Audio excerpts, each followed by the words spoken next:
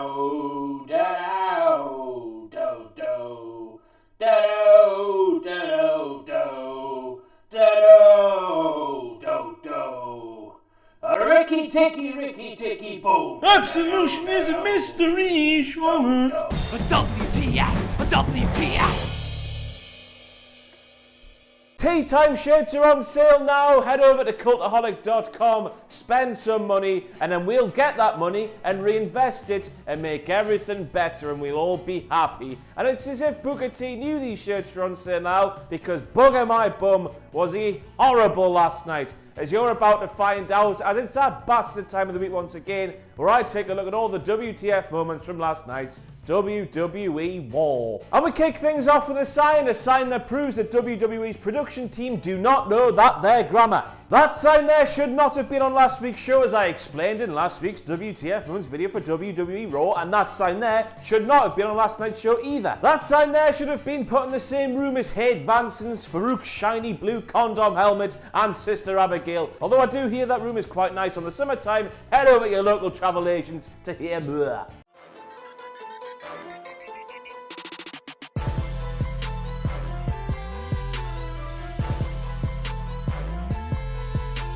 You can just picture the scene backstage roughly 30 minutes before last night's show went on air. Booker T would have been all like, "What the hell? Where's my shoes?" Because he can't pronounce his S's without going shh.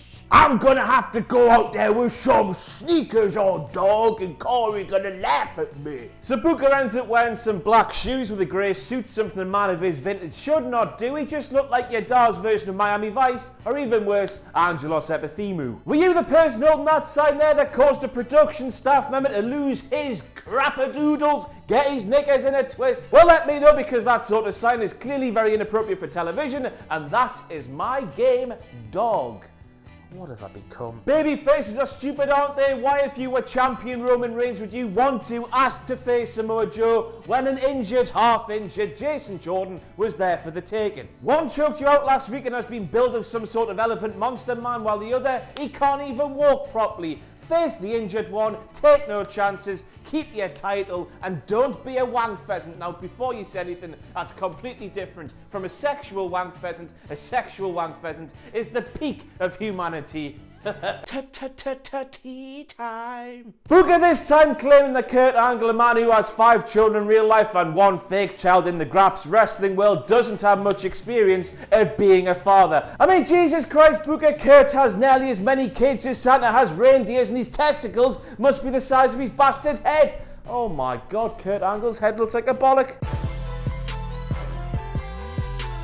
Booker T kept calling Roman Reigns a real man, which got me to thinking, he's a man, such a man, such a man. Tea time. This time we have Booker T lambasting Jason Jordan for not making it in the locker room and for not having any friends. This, of course, is Booker T, who for weeks and months and years and decades has claimed that it's all about checks and championships in the WWE ring. Friends, they do not matter. Booker man, pick a side, will you? It's either checks or championships or it's friends, unless of course the checks and championships you earned during your career were your actual friends because you had no human friends to begin with. In which case, bless your cotton shoulders.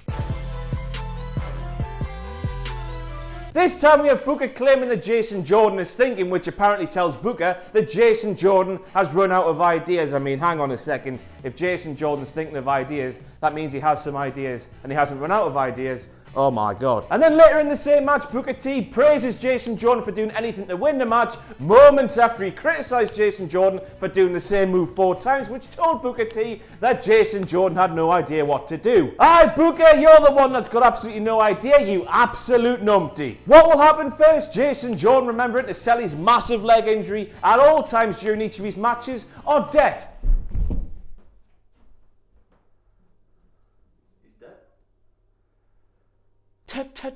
Tea time. So after all that nonsense with Jason Jordan, by the time Sasha Banks got in the ring, Booker T was praising her for always putting herself in a position for a championship shot. I mean, come on, Booker. Surely what's good for the geese is good for the gander here, which you should know, especially since you're the silliest goose I've ever laid my eyes upon.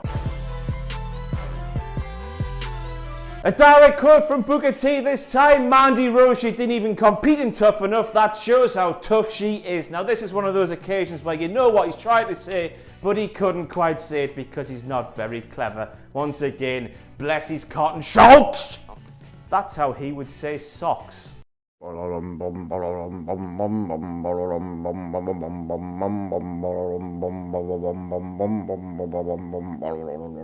this time we have Michael Cole claiming that Machine Gun Kelly, more like Machine Gun Crap and shit, spelled K-R-A-P-P-E-N-S-C-H-I-T-Z, is a good friend of WWE, but if he's such a good friend of WWE, Maggle, why don't WWE follow him on the Twitter machine? I mean, we all have that annoying pal who we can't stand their social media game, but that's what the mute button's for, isn't it? Just use the mute button, you heartless bastards. I tell you what, Kane really needs to work on the way he says the word horror, because when he said on last night's show that he delights in horror, my mind went to very dark places indeed, otherwise known as the Red Light District. Imagine being Nia Jax walking into work yesterday and being told that you've got to pretend you've got the hots for a person like Enzo Amore. A trailblazing, groundbreaking woman who I believe will be WWE's biggest babyface in the future, being degraded and being forced to fancy the pants off a thing that looks like a troll doll. What's the crap with that, WWE? Come on, I mean, if this angle doesn't end with Nia just destroying Enzo and not like that, you filthy pig, then this has just been a waste of everything, including life itself. Hey Lana, if you're not ready to have my bear, my spirit animal, Ruru's children, I will. Made a grave mistake, Corey. Corey Graves' first mistake on last night's show came when he claimed it's been almost 2 decades since Kane has been being a big baddie, baldy, bugger, baldy, bastard, bugger, bob. A big bad man in WWE, even though he debuted on October the 5th, 1997, which is over 2 decades ago. Over, which Finn Balor will never be. Paige changed her tights halfway through the show for some reason. I mean, we've got McMahon316 said, I just pissed my pants. It seems that Paige316 says, I just put my tights. Michael Cole claiming the Miz Siraj have never had this much spotlight and this much notoriety since they joined forces with the Miz has got me all like, what? Oh hell no, hold up, nah. While this might be the case for former NXT champion Bo Dallas, it certainly isn't the case for former Intercontinental champion, former Nexus member, former Paul Heyman guy, Curtis Axel, Intercontinental champion. Lots of spotlight. Comments like that from Michael are starting to make me incontinent. Finally, a Bray Wyatt promo that actually makes sense, which means, without question, you need to grab 2 of each animal and head for the bastard border. The end is nigh, time to run away, the end is nigh. But it looks like WWE have finally found a formula that will have me not turning my brain off and looking the other way during a Bray Wyatt promo, because they had the broken brilliance of Matthew James Cuthbert Hardy explaining what Bray was talking about and making sense of what the fudge he was talking about. They need to do this all the time. Bray spouts some hot garbage superstar he's talking about, cuts in and explains what he's talking about. Imagine that, Matthew Hardy of all vessels bringing context to a situation. Only Bray Wyatt, what a load of crap. Seth has found his lighter. A couple of weeks ago when his entrance was burning downless, it must have fallen down the back of the sofa or something. Either that or Kevin Dunn's finally pulled his finger out of his teeth and started doing his job properly again. Tea time. Booker T once again flip-flopping like a trout on toot when he claimed on last night's show that Seth Rollins and Dean Ambrose victories over Sheamus and Cesaro in singles matches have been a good thing for their pursuit in the tag team championships, because it's been like, oh, we've beat them before, we'll beat them again. Well, the last few weeks he's been saying the complete opposite, saying these singles victories mean nought because it means nought in a tag team situation. Oh my Christ. What WWE need to do is just listen to what Booker T says each week, write it down on a bit of paper, laminate that bit of paper, give him it before the show, make him read it so he doesn't contradict himself every single week, because it's doing my Latin. And when he spills his soup, the paper will be fine.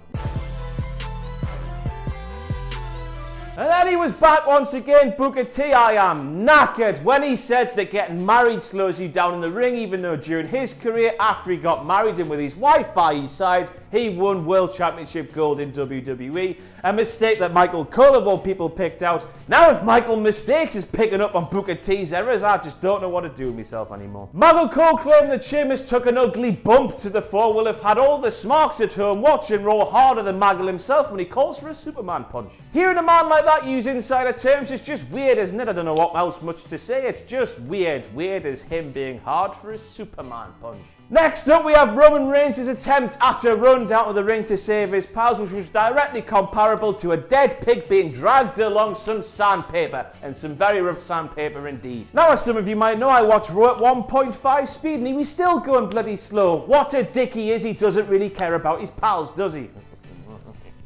First, we saw Triple H and Bobby Roode at Survivor Series. Now we have Cesaro and the fella standing next to him there, which of course is the Spider-Man pointing at Spider-Man meme come to life once again. Or as Cesaro would say, the Spider-Man pointing at Spider-Man meme. It's funny because his teeth got lodged into his gums. That's it for your WTF moments from WWE Raw. I've been Ross from Cultaholic.com. Follow me on the Twitter here. But more importantly, pledge to our Patreon page. Anything you can give will be greatly accepted. Patreon.com/Cultaholic. And more importantly than that, join us everywhere.